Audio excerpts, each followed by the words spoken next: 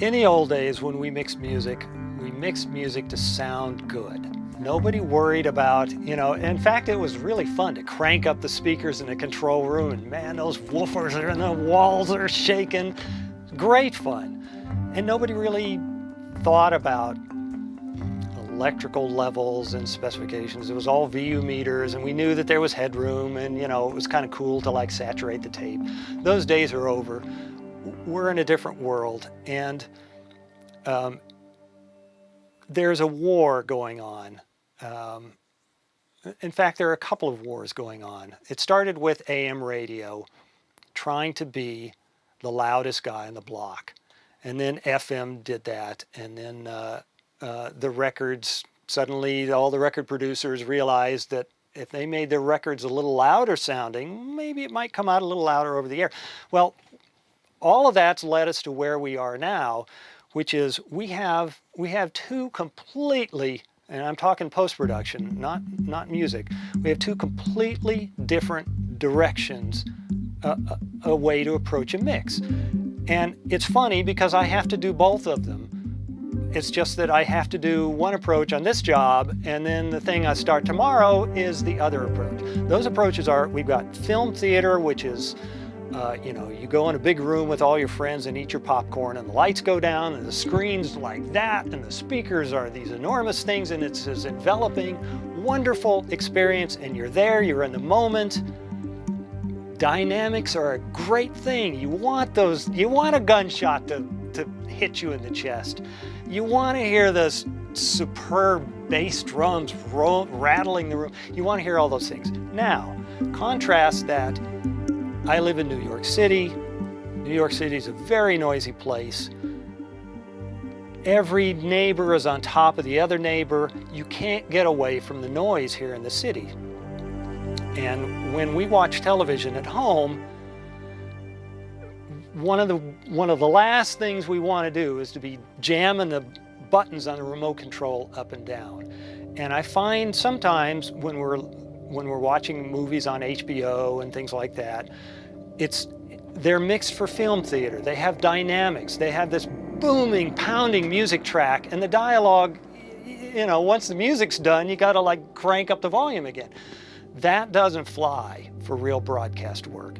And the broadcasters know that, and they've put these loudness specifications as part of the deliverables that we are contractually obligated to fulfill.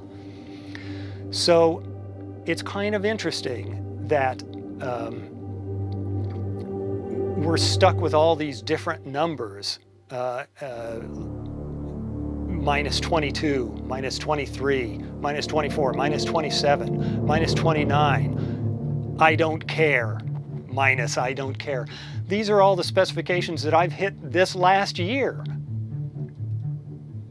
The importance of it, though, is the broadcasters know they have to keep me as a viewer engaged in their show, and every time I have to grab for the remote, I'm not thinking about the show anymore. I'm thinking about, where's the damn remote? Get out of the way, cat. So it's important that when we're mixing for broadcast that we make sure the dynamics are controlled and always deliver the story, which for television, it's often coming from the dialogue. We got to make sure that the message, the story, everything is on point, and on point so much that when my neighbors are arguing next door, or if I've got the window in the apartment open and all the air conditioning from all the other apartments is clearly audible coming through the window, all of those things compete with the show that I'm mixing. So I have to make sure that everything is very tightly controlled, and what's important has to be heard. Compression comes into that. It's part of this whole dial norm and LKFS and LUFS, and what did you guys call it? It's not dial norm anymore, it's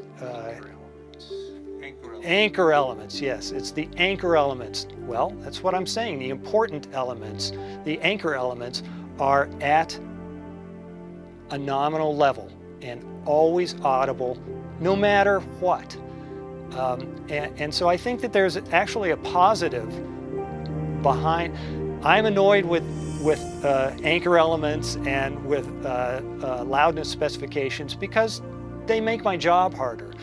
But honestly, I think that it's a very valuable thing because it should be making the end user's experience an easier one. It delivers the message in a better, smoother way.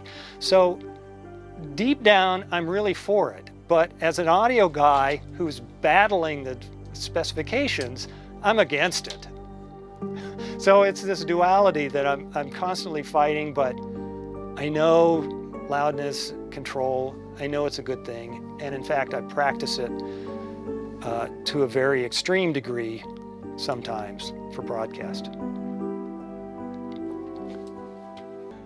It's been great to talk today, and I'm glad to have the opportunity. And I'm, Steve, glad that you sold me this box those 10 years ago and have kept me up to date with it, especially with the latest update.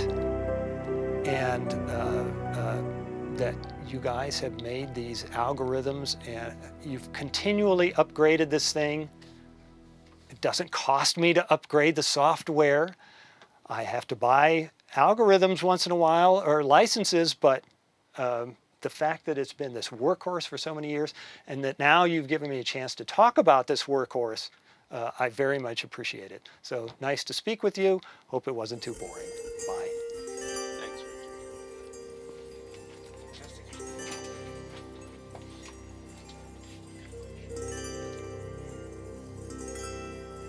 With all of the lights beaming down on it.